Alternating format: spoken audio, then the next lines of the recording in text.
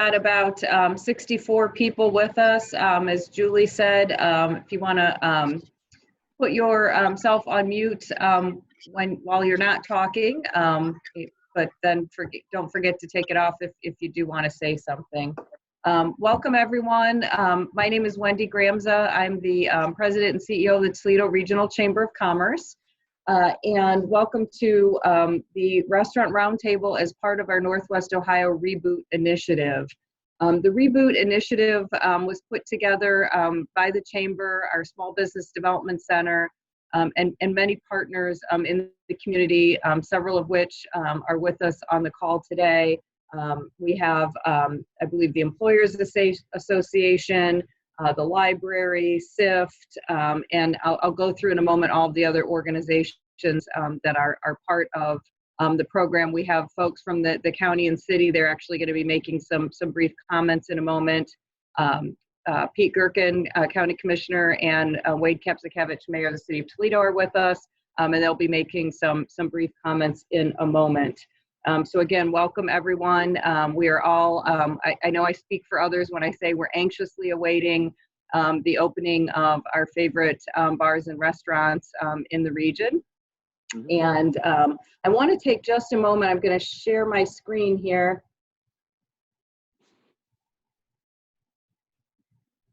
And there we go. Everybody see that? Julie, please nod if you can see that. Okay, great. So this is the Chamber's website where you can find the Northwest Ohio Reboot Initiative. If you haven't gone to that, please do. It will help, as well as today, it will also help answer some of your questions. If you click here, you see all of the information from the health department on opening your business. And if you scroll down, you will find a business checklist.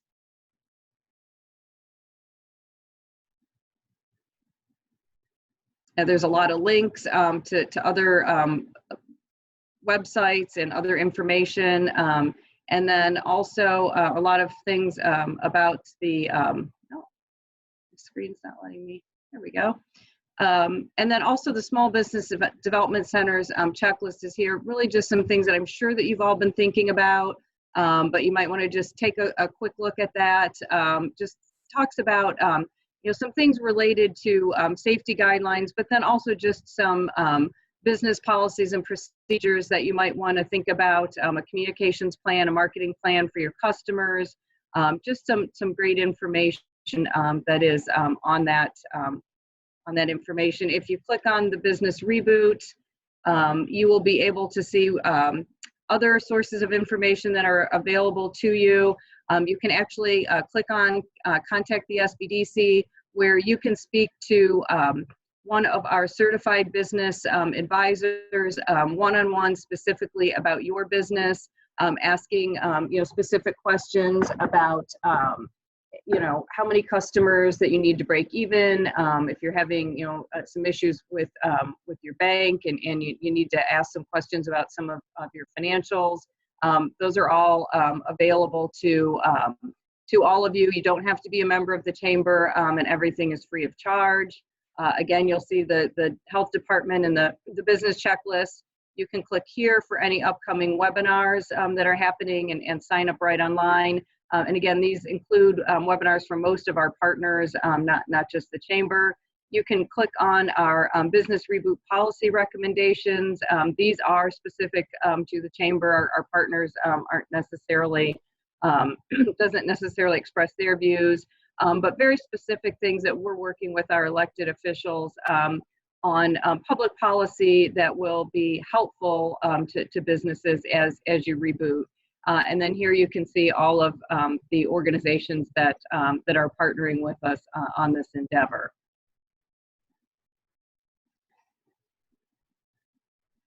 So at this point, I'm going to stop sharing the screen, and I want to introduce Dr. Laurie Mitchell-Dixon, who is president of Great Lakes Marketing.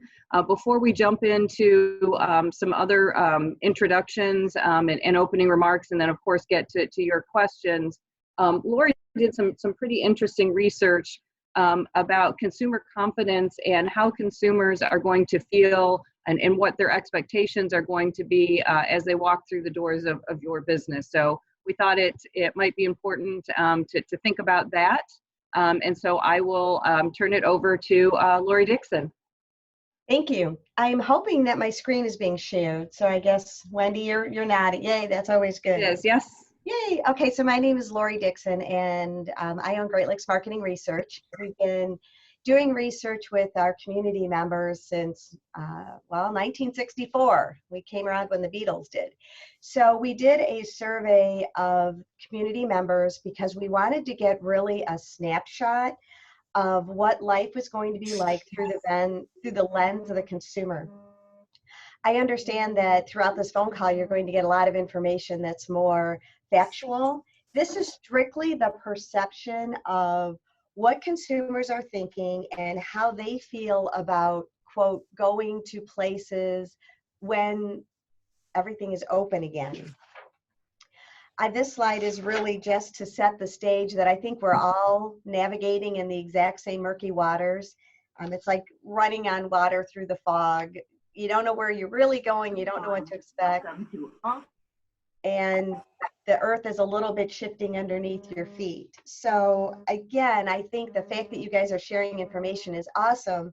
And the fact that all of you have very different business establishments is that's the lens that you need to look through as I share with you what the consumers are thinking. These results are from a survey of 1,200 community members. So it's a very large sample.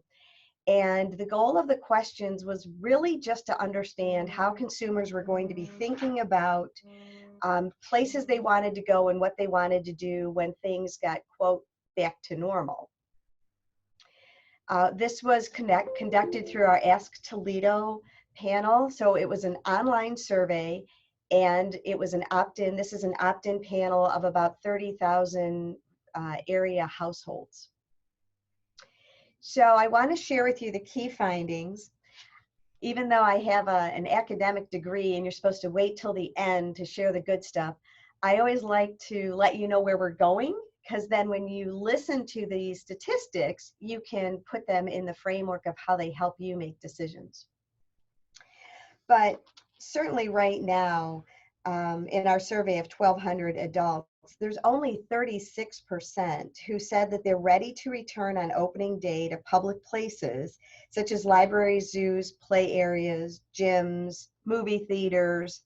We did not specifically put restaurants in this question, but we assume that their attitudes towards restaurants will be very similar.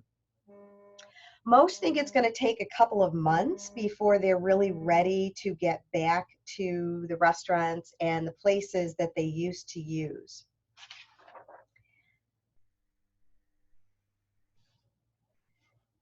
These results also send a very strong message to the venues, to you service providers and restaurants, that visitors are going to want some very specific visual cues that you are keeping them safe.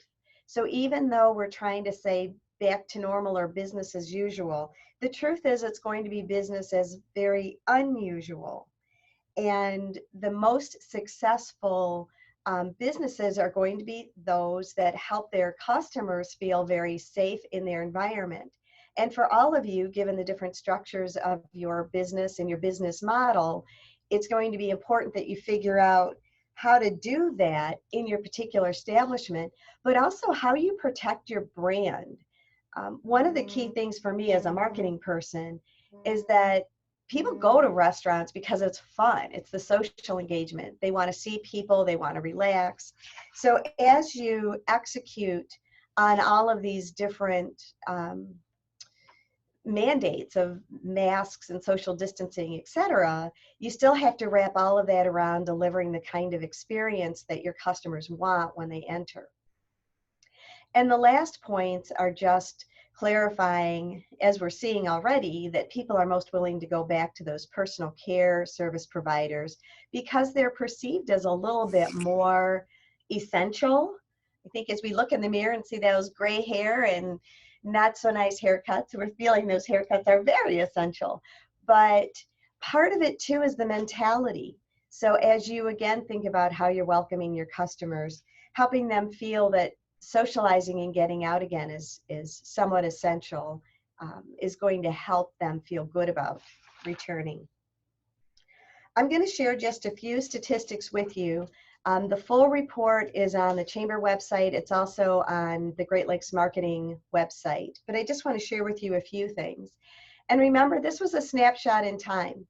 So these data are about 15 days old, and we're going to update it. But at that point in time, we asked consumers, when things start to become open again, when will you start using the following services? And the most of them, 59%, say they'll start using personal care services again right away. 36%, so now we're down to about 1 in 3 are saying that they'll go back to public places such as play gyms and places like that, in which we're putting restaurants in that category. Only 1 in 4 say they'll go back to childcare. Not only is it not open, so maybe they're not factoring it into their lifestyle, but this could be a function of other things, not just the feeling of security in childcare, but it could be a function of the fact that their other children are already home because they don't have school, they're allowed to work at home, etc. The bus and rideshare services are, much lower, around 1 in 4 or 1 in 5 willing to do that again. And those large venues at only 16%, with the community saying they're ready to do that right when they open. If you look at these statistics and the story they tell, the general pattern is that the more essential it's perceived to be, the more willing I am to use it. And those bigger venues in which the perception is a lot of people are there, and it takes advanced planning, the interest in those is much lower.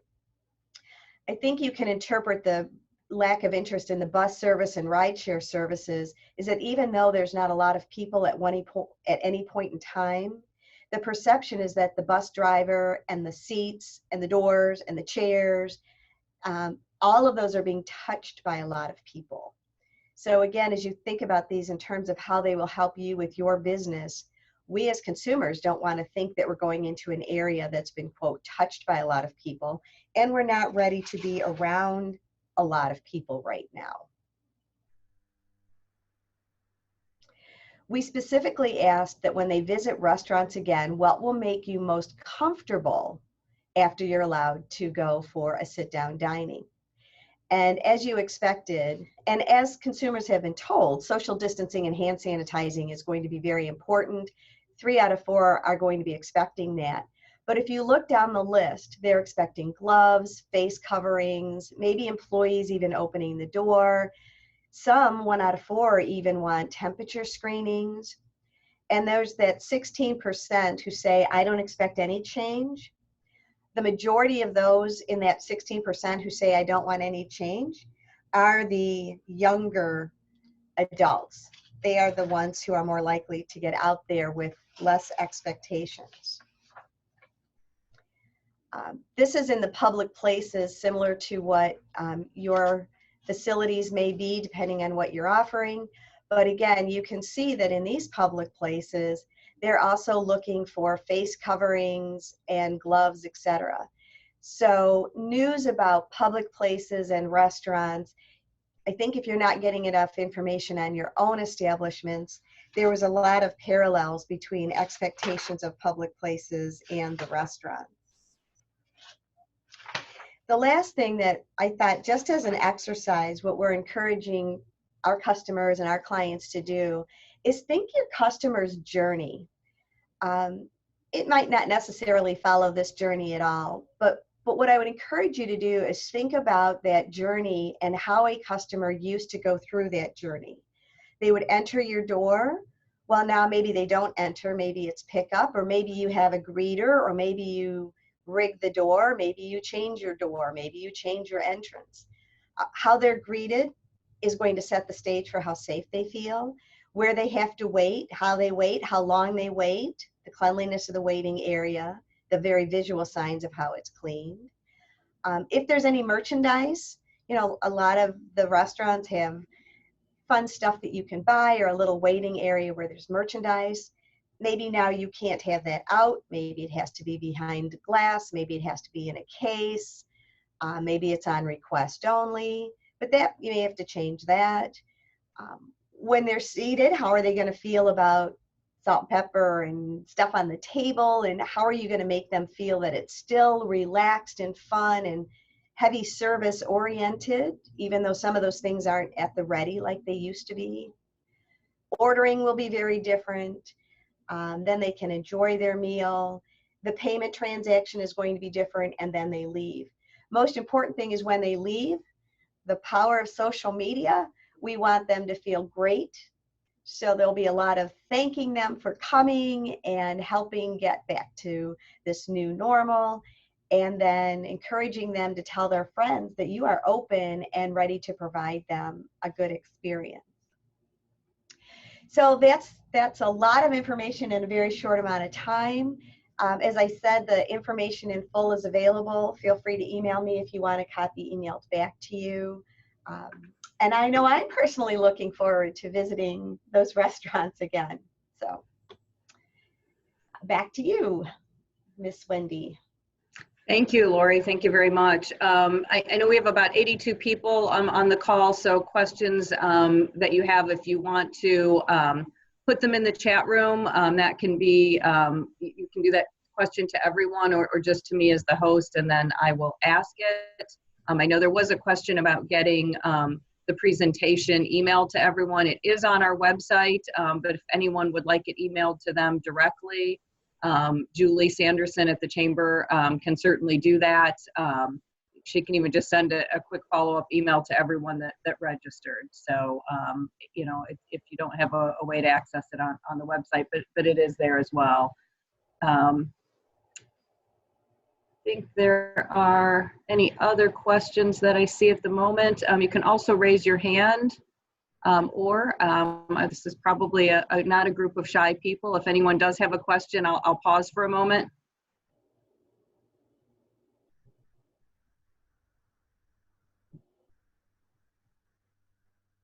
Okay, Laurie, thank you. My pleasure. Oh, Alicia Wagner raised her hand. Alicia, take yourself off mute. Morning, guys. Good morning. I don't know if this is where this question needs to be placed or if you guys were going to continue, but I know what has my concern, and thank you for a robust presentation and what the research is supporting. However, as a business owner, right, when I hear that it's going to be a couple of months before people feel comfortable again, and I don't think that's new information, honestly, to anyone on this call. I know hearing it again, it becomes very sobering, right?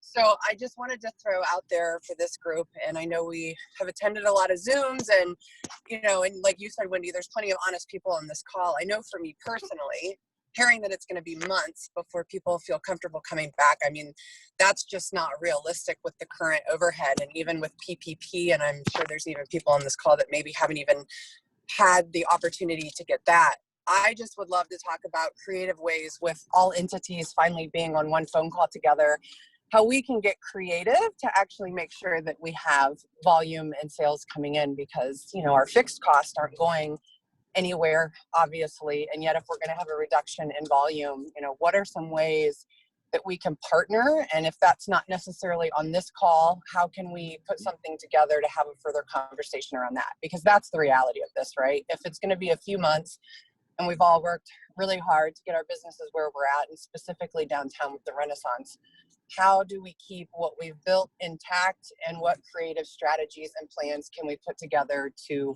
work together and stand shoulder to shoulder over the next couple of months until people get comfortable coming back? Yeah, Alicia, I think that's a really good point. You know, we've been thinking about some ways that the Reboot Initiative can do that. We've thought about really talking about some reopening, showing people, you know, having a great experience. We do have, I should have mentioned this at the beginning, a couple of folks from the media on the call as well, and perhaps they can help with that. If we start to show people out and start to show that the social distancing is in place, hopefully we can shorten that curve. Remember, and Laurie, you can comment on this too, you know, this question was asked 15 days ago. when there was really no date, so nobody knew exactly when even the those in charge were going to feel like it was okay to let us out, if you will. So hopefully by good business practices, people having good experiences, people staying safe and healthy, we can really shorten that curve. Laurie, did you have anything to add to that? I agree. I think the key thing is that this was a snapshot in time, and like any campaign, any poll says this is where people are, and then you campaign and then people change their attitudes. So I think you have to see this as, all right, we're going to have to do some mind changing, and that's going to have to be through some very overt actions that you take so that people do feel comfortable coming out. I love the idea of the media showing people out and about, because I think that's what's going to take for people to feel like it's okay, is that other people are doing it and they're enjoying themselves. Yeah, but this is a snapshot. We're going to try again in 2 weeks after the restaurants are open for a week. We'll do another follow-up with the community, so we'll be able to report back to see what things restaurants are doing that's helping ease those concerns. And Laurie, would you be open to maybe just if some of the restaurants want to share some specific questions they might like you to ask? Again, they would need to be general, not just about your particular business, but would you be open to that if folks want to just email you some questions? I know you're the professional, you probably already know the right questions, but there may just be some things that the restaurant owners are thinking about that maybe you haven't considered. Absolutely. You guys know your industry and you know the questions that are on your mind. That's a great idea, Wendy, and we can certainly do that. So if you have something or an idea you want to test, or maybe a service concept you want to see if it would play out, please email it to me and we will see if we can get it added. Absolutely. Great. Thank you, Laurie. If you wouldn't mind unsharing your screen. I would love to. It would require me to know how to do that. So.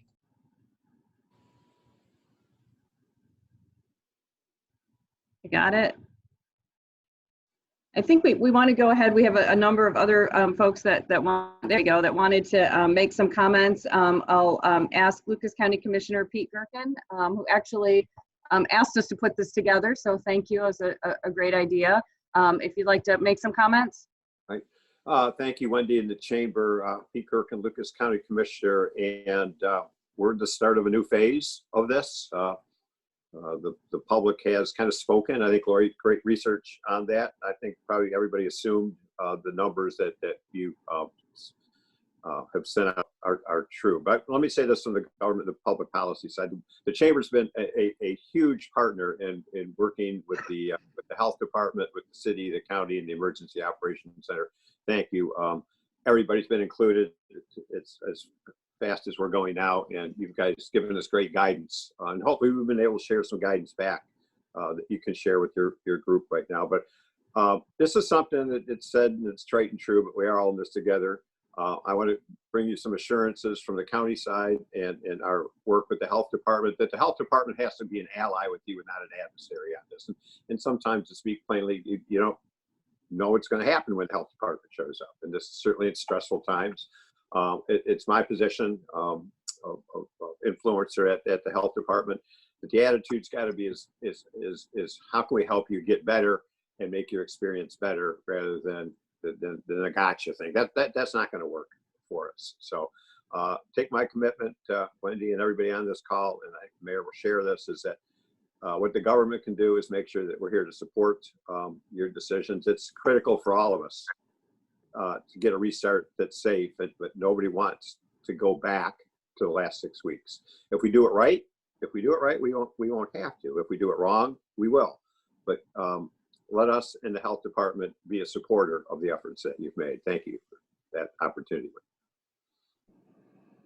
Great, thank you, Commissioner. I know we're going to hear from the health department specifically in a moment, but before we get to that, Mayor Wade Kapsakevich from the City of Toledo. Mayor, do you have some comments? Yes, they will be brief, happily for all of you, but I really want to thank all of you for participating in this conversation. I want to thank Pete Gerken for helping to organize this. He reached out to me over the weekend, and I think it's a credit to his leadership that so quickly we have this meeting taking place, and the chamber. The chamber is always a valuable resource to business owners. Right now, I would say I don't know how you could survive without it. Your chamber is there for advocacy, for the sharing of information, facilitation of conversation. So I just want to make sure that we all appreciate the chamber and the people that are brought together today. With regard to those folks from the city of Toledo who are on this call, we have Sandy Spang.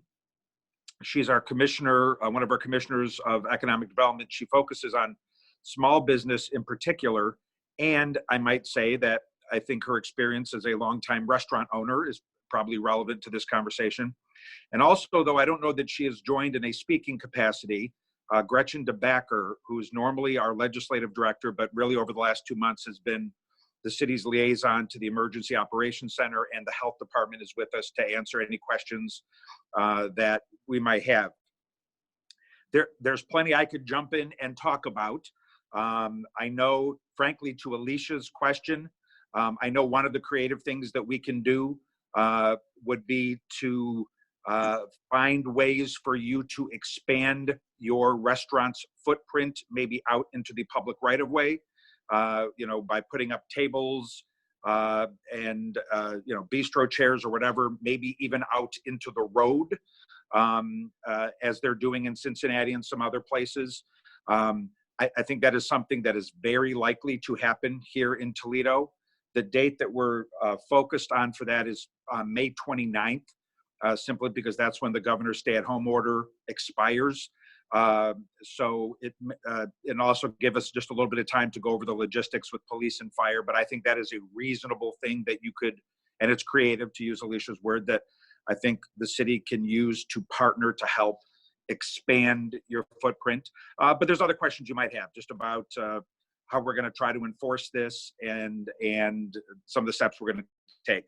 But so without wanting to take any more time, I might just wait for the question portion of this and go from there. But it was I think very timely to start with that data, because it gets really to the point of what makes this so maddening. All of us on this call want these restaurants to open yesterday. Anyone who knows me or has seen my waistline knows I want these restaurants open.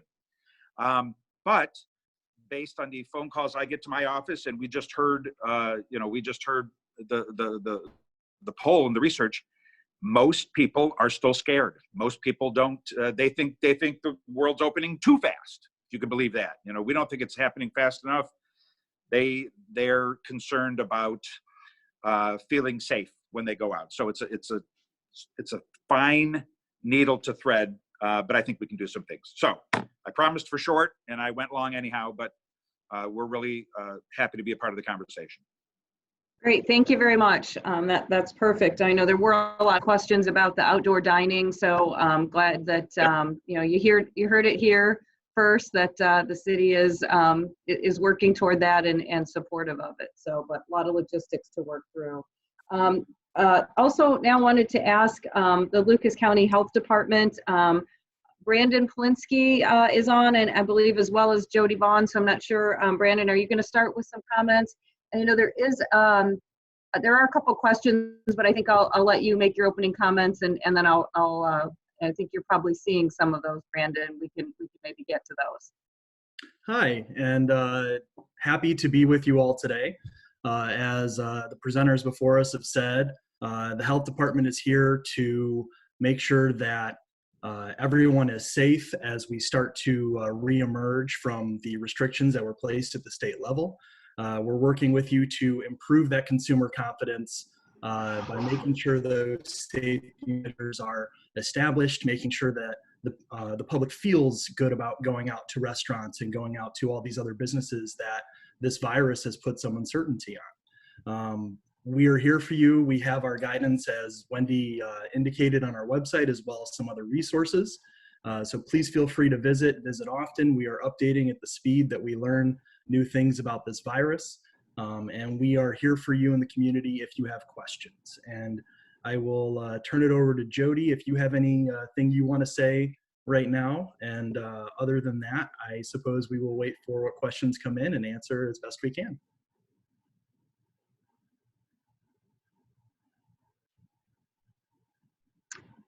Okay, I know we do have a couple of questions coming in. I'm sorry, was that Jody that? There we go. That's fine, Wendy. Go ahead. I'll wait for questions, and that way, if I can answer anybody's questions, I'm here. Okay, great. We do have one other guest that wanted to provide an opportunity to make some comments, and we have Todd Bowen with us, who's the Managing Director of External Affairs and Government Relations for the Ohio Restaurant Association. Todd, would you like to just say hello to the group and maybe make some comments? Absolutely. Thank you. And thank you for having me.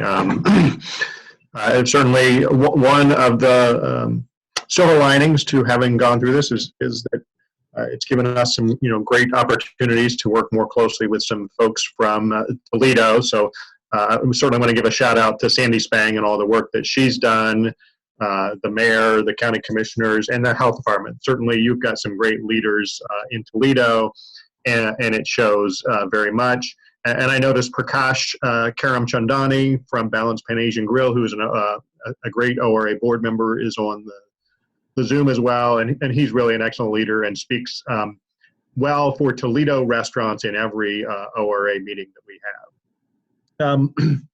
have. Certainly, number one, we are very excited for reopening.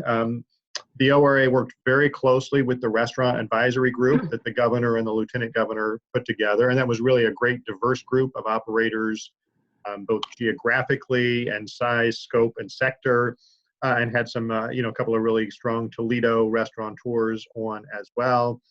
And also, it was very important that there were some strong health department leaders on that as well. And the great thing in Ohio is, there are always some outliers on both restaurants that don't do things quite right and some health inspectors that still don't see this as a partnership. But overwhelmingly in Ohio, the regulated and the regulators on the restaurant side work together really well. And that was very helpful as this restaurant advisory group worked through this. And I think it really led to, in Ohio, them presenting some reopening guidance, both rules and best practices that reflected the actual input of restaurateurs and that are more common sense and more forward-looking than we've seen in a lot of states. So I know there were a lot of people involved in that, and we appreciate everything that they did. But as Laurie's presentation certainly highlighted, we know that it's only half of the battle that we're allowed to reopen. Now we have to do everything in our power that we can do to let guests know that they can safely come back to restaurants, that they can safely come back to other businesses that are open. And so that's clearly what we are working on kind of night and day now. And we're really doing that in kind of three phases. One, we are very committed to helping restaurants know we work very closely with the local health departments in this part of it, that they know what the requirements are and that they know how best to go about implementing them. And so we, the day after the announcements were released, we held a webinar with several folks that were part of that restaurant advisory group and some local health department leaders. And we're able to answer a lot of questions there. And we're going to continue to provide those kinds of resources continuously. Number two, we are through, and all of this you can reference on our Ohio Restaurant Association website, just ohiorestaurant.org. And we have a coronavirus updates page, a PPE page, which is the latest one that we've added because we certainly know that restaurants need to be able to get a hold of the facial coverings, the sanitizing supplies that are called for. And I know in Toledo, you've got some great suppliers. And at the risk of leaving anyone out, I will know one that I just have a particularly great relationship with and know that he's worked really hard to have those sorts of supplies is Jamel Burkett, who I think is on the call today. So in Toledo, your suppliers work together really well to help Toledo. And I know they're committed to that, and we're committed to making sure that those resources are on our website as well. And then the third, and that we've put a lot of work into, is something that we're calling the Ohio Restaurant Promise. So if you go to our website there, it's highlighted on the front page, And what we're really, this is one of our tools to help the public know both that restaurants in a macro sense are safe and that your restaurant is safe and that you are taking this seriously. So if you go to our website, what you would do is you would read through the promise. You would actually print out the first page and you could post it on your door to say, I've taken the Ohio Restaurant Promise and I am working very carefully in partnership with the Restaurant Association and local health departments to make sure that we're following all of the guidance to keep you safe. And there is also a guest-facing part of the Ohio Restaurant Promise where it's saying to the guests, you have a part in this as well. Your responsibility is if you are experiencing any symptoms, you will utilize our great carry-out and delivery services.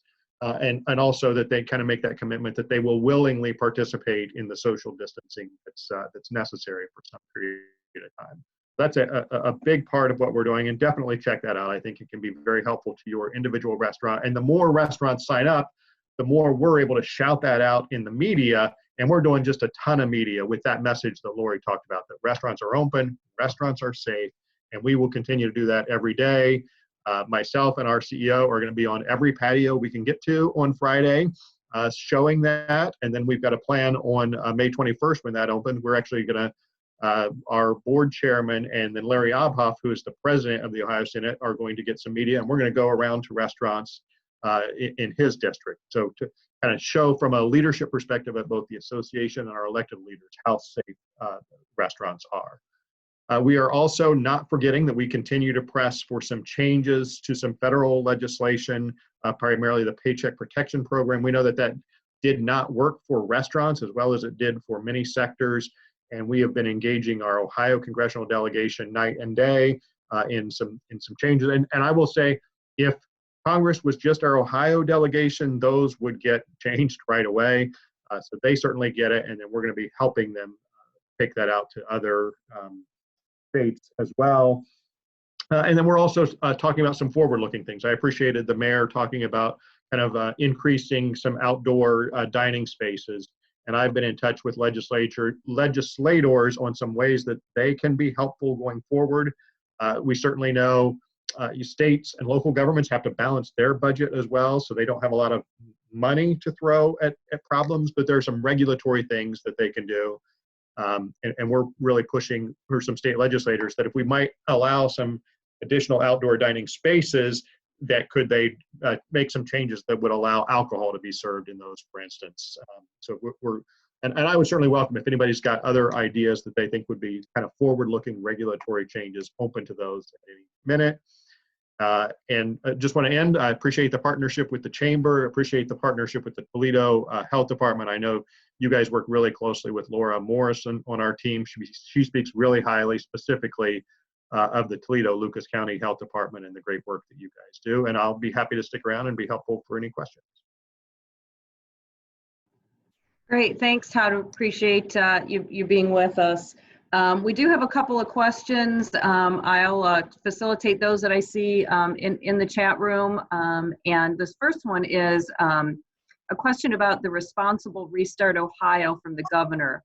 One of the mandatory items is to provide safe serve or other approved COVID-19 education. The question is, what does that include? The only information that the person asking the question found was specifically for to-go food orders. So I don't know, Todd or Health Department, anybody want to take a stab at that? Yeah, I'll go first, and I'll let the Health Department, if they got anything to add, chime in.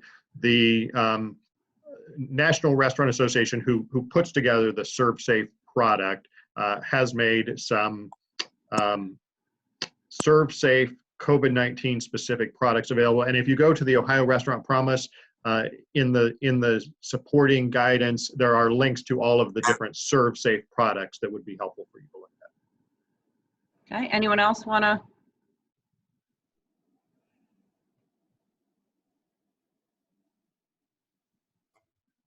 Hi, Wendy.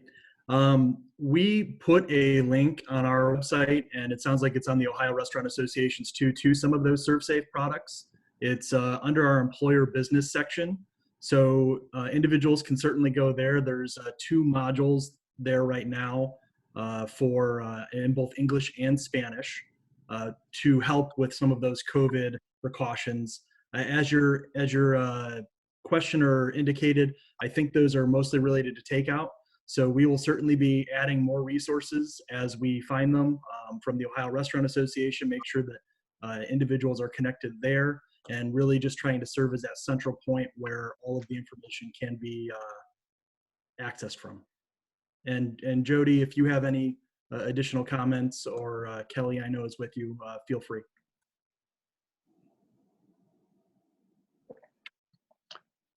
And I guess one thing I'll add is, as I think Brandon and Jody would know, we're also getting close to person in charge being fully required in the state of Ohio, and the ServSafe team did work very hard, and there is a ServSafe product that will help meet those person in charge requirements as well. And certainly that'll be highlighted on our website, and I'm sure the local health departments will make sure that information is fully out there as well. Okay, great. Jody, did you want to comment on that?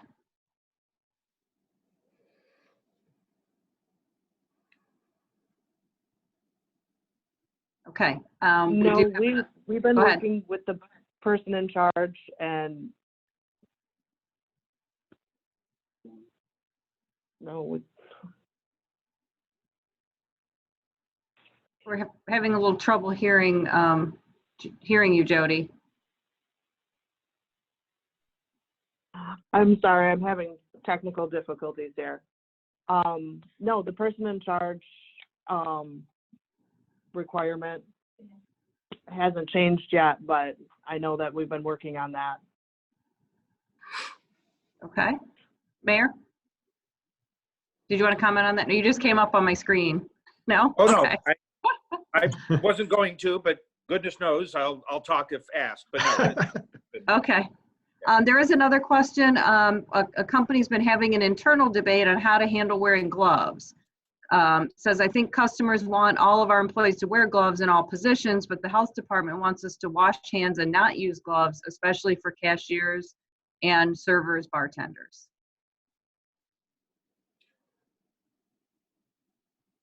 Either Todd or Brandon, you want to? The food code hasn't changed, and we feel like the gloves give people a false sense of security. And sanitarians, the food staff has always thought that the glove use, just washing hands is the best prevention. Of course, food staff that's touching ready-to-eat food, it hasn't changed. They still need to be using the glove use the regular way. But just to have everybody wearing gloves, touching everything, and not washing their hands is just going to cross-contaminate, other things in the facility. I don't think guests should be wearing them in. They're wearing them from their car to touch the handles of the doors, coming in, touching other things. Hand washing and sanitizing your hands between touching objects is probably the best prevention. Go ahead, Todd. Did you have a comment on that? I would just echo what Jody said, is that, that was a point of I think a fairly lengthy discussion amongst this restaurant advisory group. And there's both perception and reality, and their guidance thankfully went more toward the reality. And certainly it might be one thing that it might be part of your signage, or I don't know, even if some local health departments might kind of have a one-pager that talks about proper glove use that you could post, because it is, as Jody said, it is very clear that the hand washing is the best thing in the front of house as opposed to the gloves. And I'm glad that they let restaurant people be a part of this and recognize that. And just to add to both of those very good pieces of advice, the thing to remember is this virus is fragile. Yes, it spreads easily. Yes, it's scary, but soap and water is one of the most effective ways to remove it, because that soap really binds to the outside of the virus and washes it away with that water. So washing your hands for 20 seconds with soap and water, or hand sanitizer if you can't be near a hand washing station, is really effective for reducing any potential contamination from points of payment, points of sale. But as Jody said, the food code hasn't changed. So employees who normally would wear gloves in the restaurant or in the establishment should continue to do so. But those employees who are not required to should focus more on the cleaning their hands and making sure that they're wiping down frequently touched surfaces very frequently.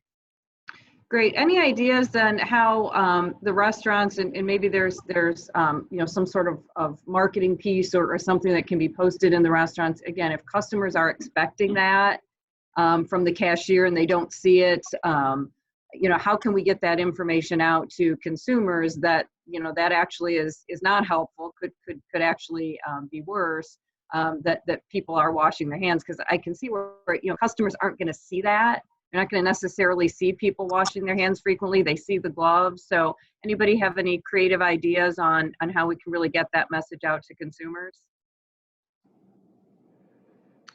Yeah, I'll say that certainly is part of the Ohio Restaurant Promise, highlighting the hand washing and having sanitization ready in all common areas. And I do know some of the local health departments are working on some things kind of specific to that glove question, because we do know that that is one where the perception is different than what the reality is. So I think signage would be the first thing as a part of that. And then I think also, I do know that the local health departments in every webinar that we've led have shouted that out. So I think we just keep doing that. I think they'll slowly seep into the public mindset. Right.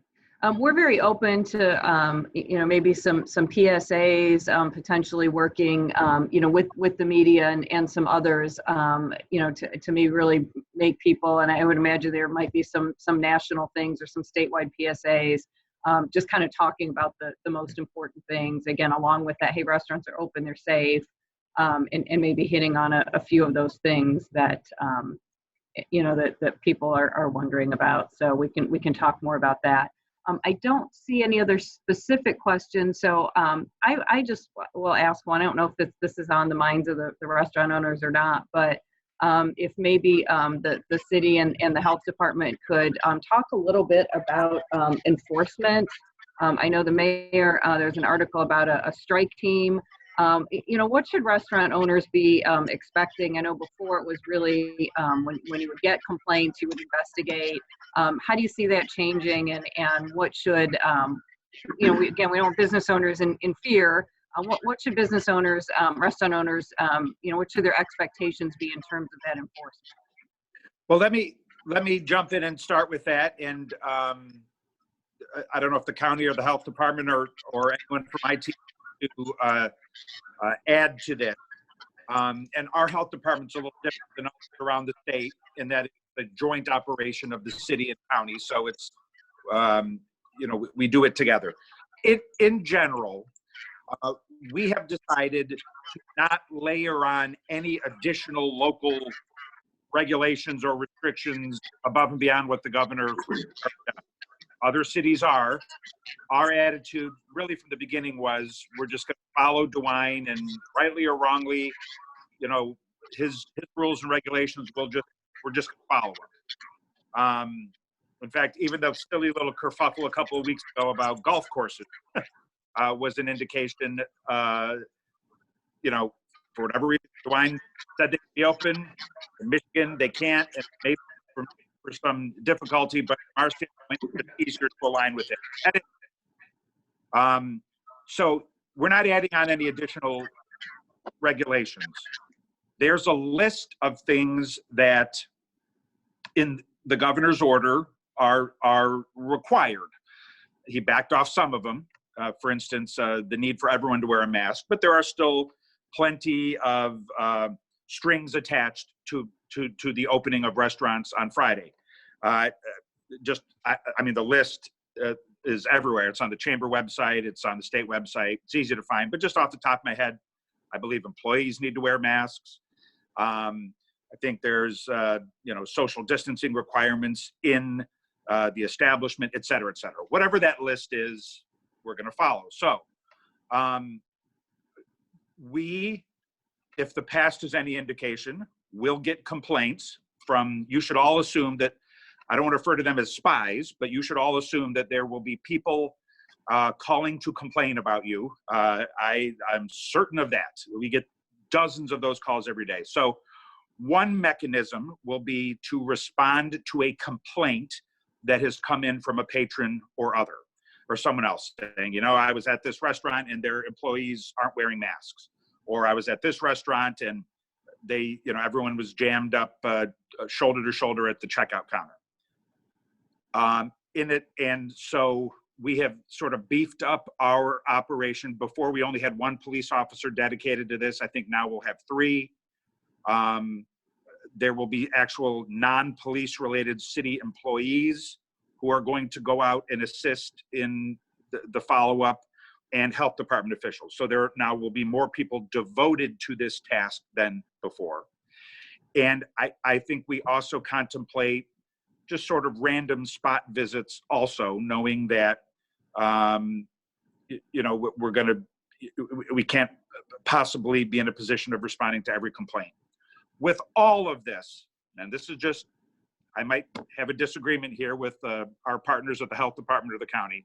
This is my, and these rules apply to retail and restaurants. It's not just restaurants, but retail. Here's my attitude. Here's my belief. Just be smart about it. You know, there was a famous Supreme Court case, I don't know, about 50 years ago, trying to define, I think it was obscenity. And these are Supreme Court justices, as smart, you know, legal minds as we have in the country. And the justice who wrote the majority opinion, a guy named Potter Stewart, said, I can't define obscenity, but I know it when I see it. And that is the federal government's definition of, they can't define it, but I know it when I see it. In a similar regard, look, our police officers and city employees, they're not going to go out with a tape measure. No one's going out with a tape measure. But you know, you kind of know it when you see it. You know, if you go to, if there's a complaint and you go in and you see wall-to-wall people, and depending on your generation, you know, your establishment looks like either Woodstock or Lollapalooza, okay, that's going to be a problem. But if there are good faith attempts to be distant and to separate, then it's going to be okay. Take our attitude is, you know, take this seriously, you know, try your best in good faith to follow the governor's rules, and you will be okay. I don't know how else to say it. I can't make a promise beyond that, other than we have so much. This is the last thing in the world we want to be doing or have time doing. The flagrant middle fingers flipped at the system, well, you'll probably run into some problems from our enforcement team. But if, you know, your tables are 5.5 feet apart and not 6 feet, I mean, come on. That's just generally my attitude, but health department or Pete or Sandy or Gretchen can differ with me. That's just my attitude. We'll know it when we see it. Okay, great. Health department, county? We've been doing the essential, non-essential calls for a while, and we don't see it changing too much. What normally would happen is we'll get a complaint and we'll make a phone call to the facility. We don't go right out there and shut anybody down, and we ask questions. You know, what are your policies? What are your procedures? What are you doing right now? And that seems to handle a lot of the issues. When we get multiple complaints is when we need to go out and investigate. We'll be focusing more on the restaurants now, whereas City of Toledo's offered to help to do some of the other facilities, which will be great. As that starts, we will be doing regular inspections, and during our regular inspections, we will be looking for the COVID-19 regulations also. I agree with Mayor Cabbage. We aren't going to be out there measuring tables or, you know, making sure everyone's, you know, we're going to listen to what your plan is and how you plan on keeping people 6 foot. I've seen some really innovative things from restaurant owners trying to prevent the spread of illness. So if there's a good idea out there, we're gonna take that into account. But we still have our job, and our job is to protect public health. So if there is an issue out there, we are going to address it while we're there. And if we can't get compliance, then we'll take further steps. But we are out there to work with our operators, because we all want to see everyone back open and doing the best they can. Most of the operators have their sanitarians' phone numbers, and they can contact them anytime when they have direct questions about their facility. I know we've been getting a lot of phone calls, and our sanitarians have been trying to address them the best they can. As well as you guys know, we're getting the information almost at the same time you are. So we're trying to follow up and learn the best we can and try to apply those to the regulations.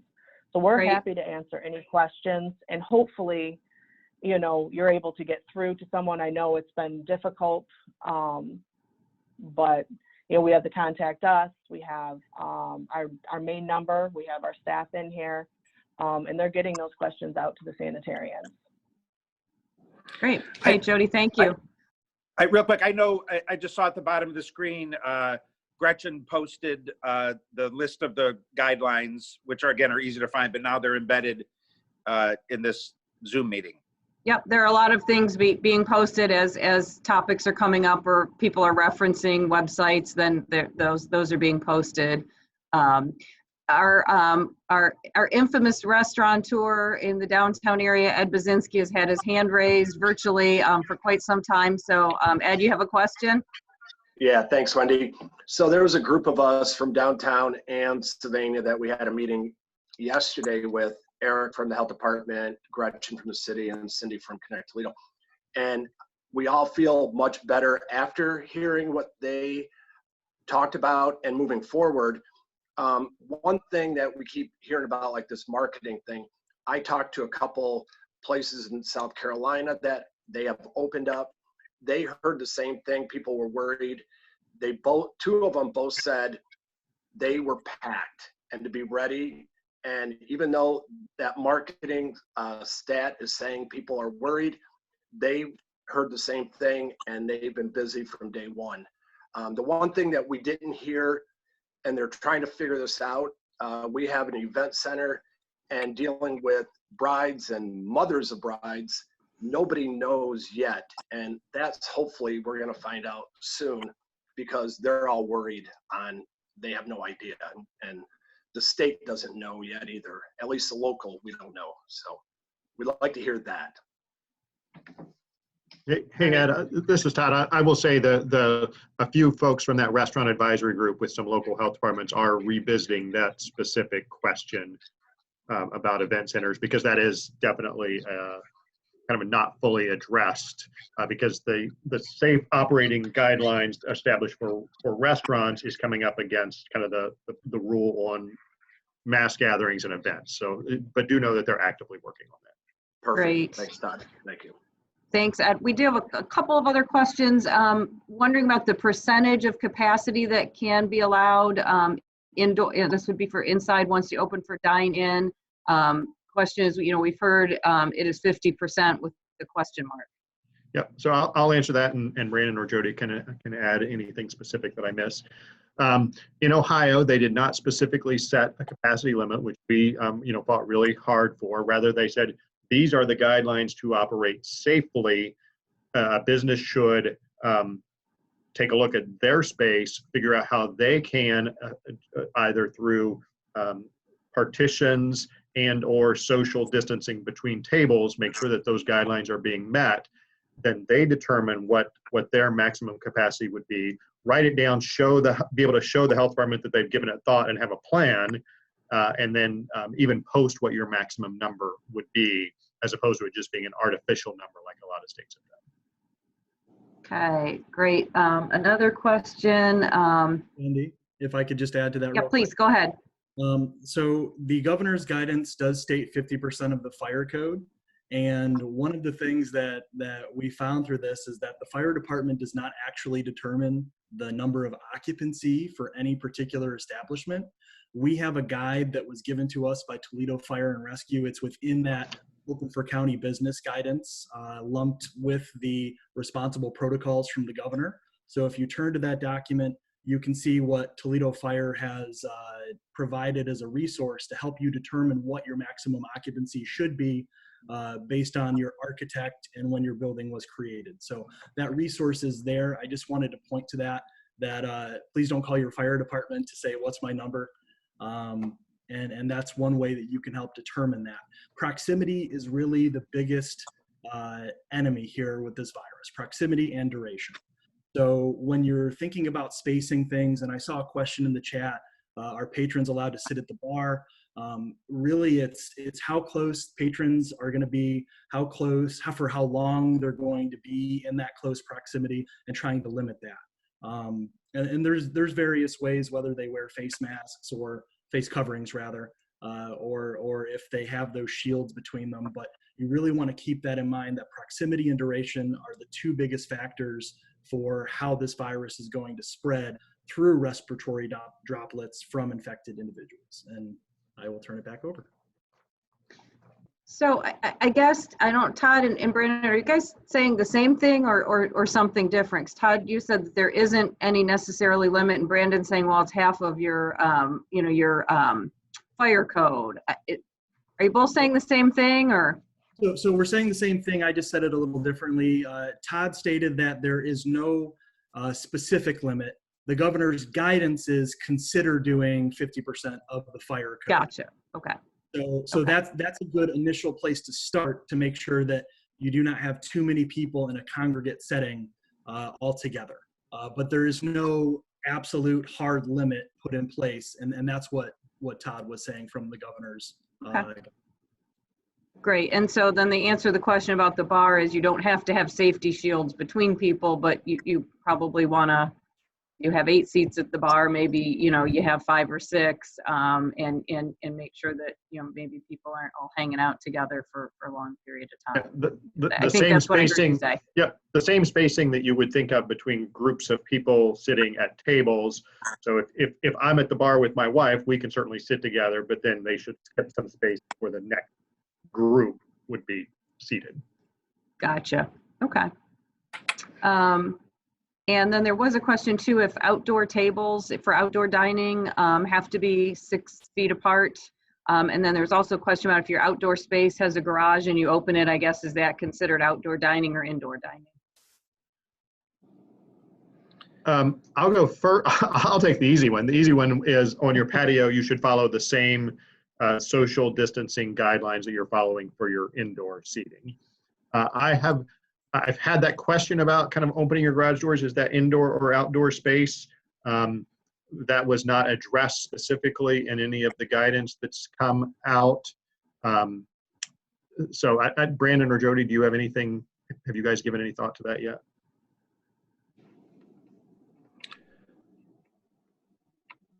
I would consider that indoor dining. If it's a solid structure that it's just like opening a window, and I can think of a couple places even downtown, but we would consider that indoor dining. Okay. I don't see, unless I missed any, I don't see any questions. And I know we are just a little past the, about 5 minutes past the 1 hour mark.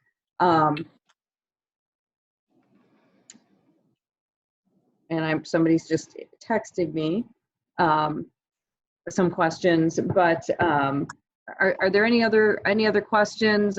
If not, if the group that's on the call could give us some feedback, and probably the best way to do that maybe is, to email or put in the chat room. How many of you are planning to open? I know just because you're allowed to doesn't necessarily mean that you are. I know I had a couple of retail places I was all set to go to yesterday and they're not open yet.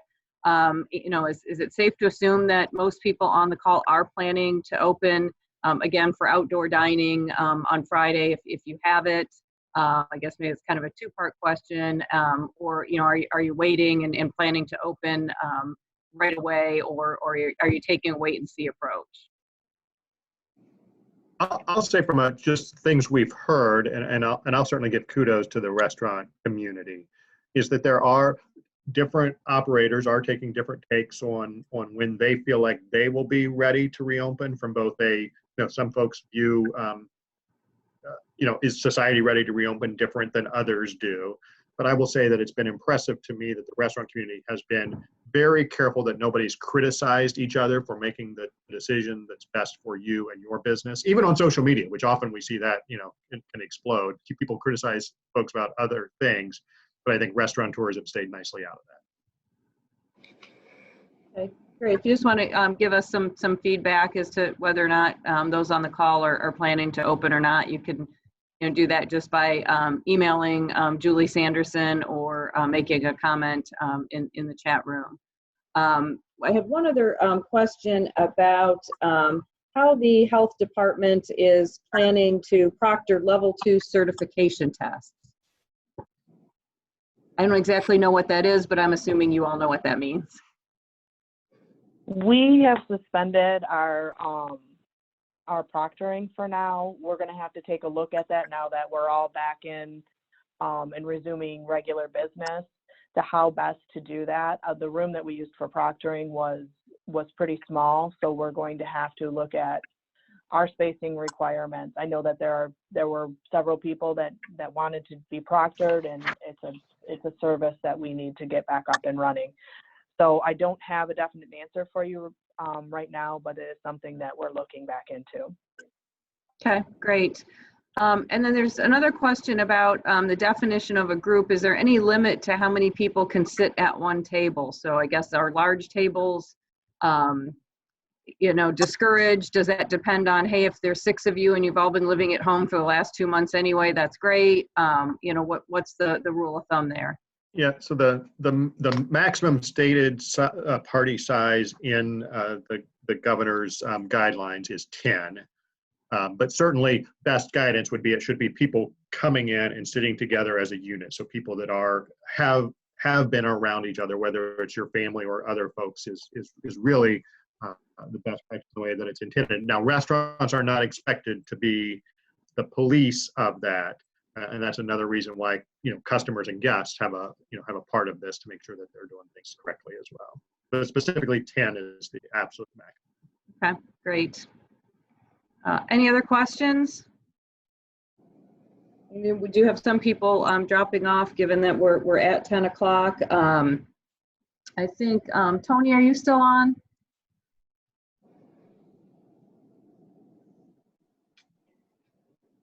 Yep. Can you hear me?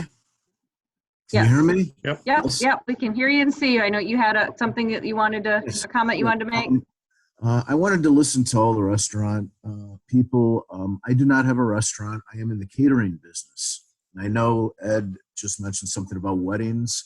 When people get together, let's say, for example, for Thanksgiving at your house, there's no limit to the amount of family that can go to your house, right? Is that true?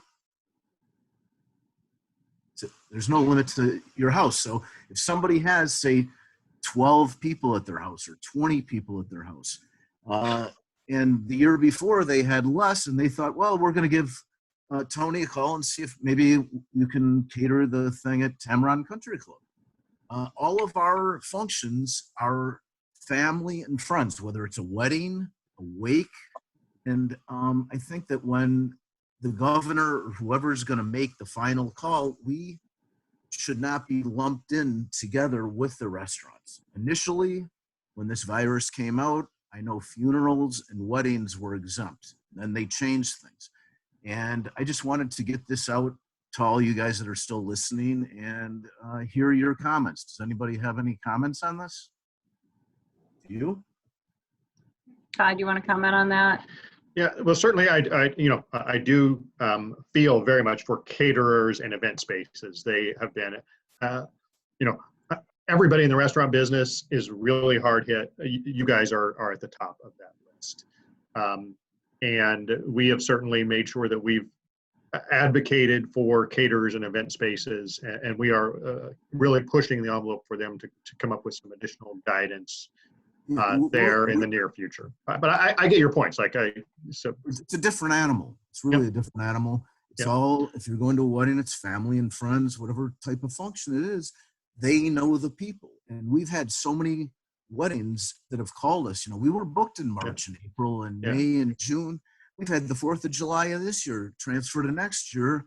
And it's, you know, I'm not here to complain about everything, but I just think we're a different animal, and I just wanted to get it out. I know our mayor is here, and whatever kind of influence you guys have, initially we were exempt. And especially for funerals, when somebody wants to do a wake with us, to turn people down, you feel really bad. You know? Yeah, it is hard now. You know, large groups coming together is still considered one of the highest risk factors.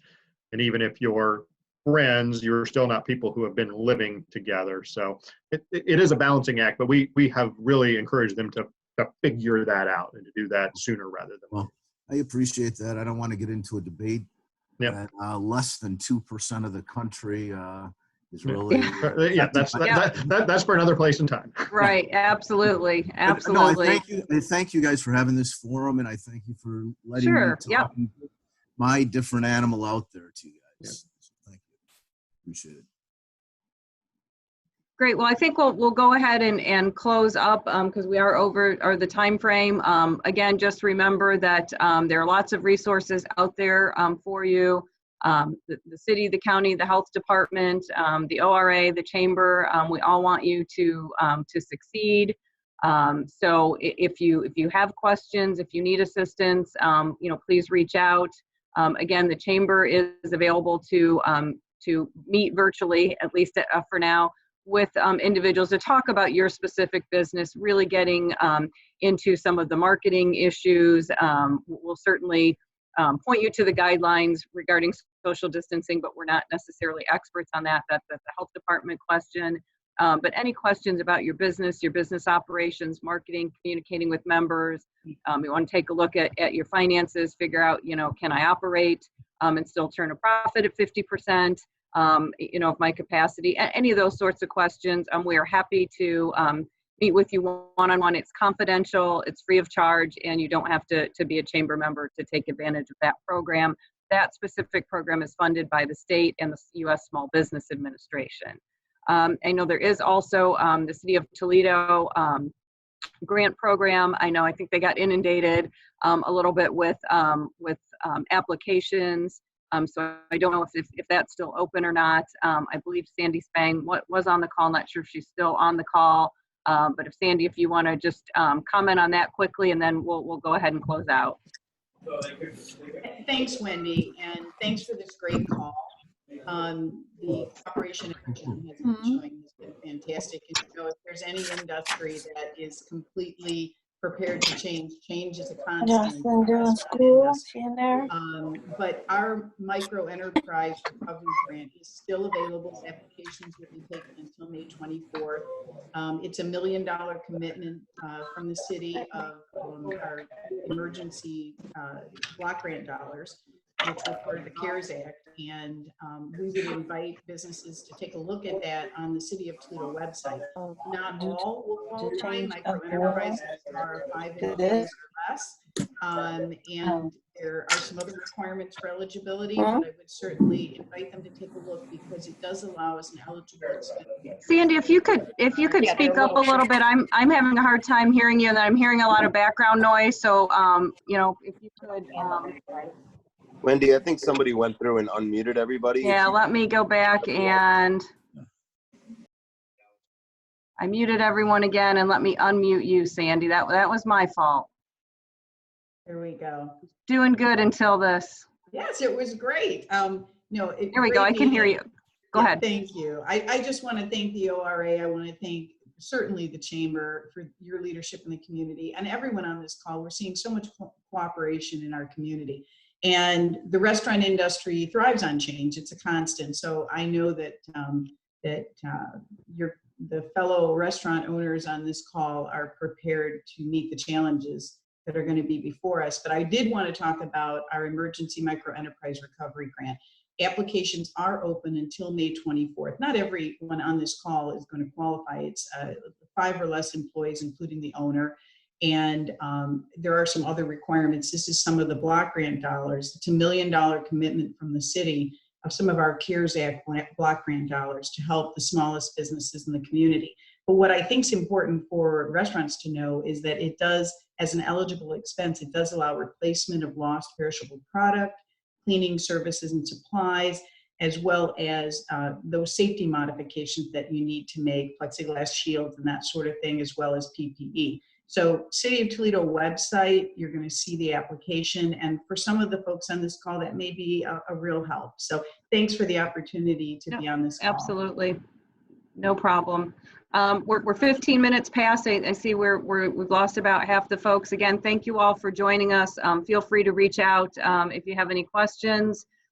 We are all in this together, and I know business owners they're resilient and they're creative, and I have no doubt that you're all going to figure out how to keep us safe.